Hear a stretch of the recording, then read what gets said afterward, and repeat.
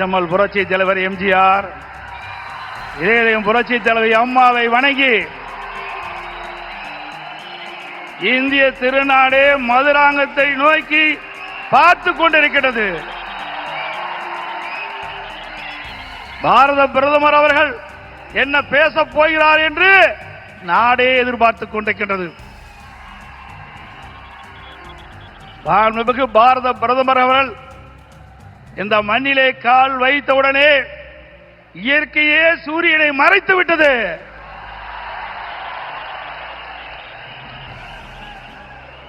எங்கே பார்த்தாலும் மக்கள் வெள்ளம், மக்கள் கடல் போல் காட்சியளிக்கின்றார்கள். இந்த மதுராந்தம் பூமியே குலுங்குகின்ற அளவுக்கு மக்கள் வெள்ளம்.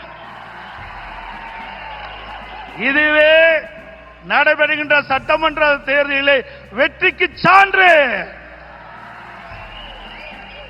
இந்த அற்புதமான நிகழ்ச்சியிலே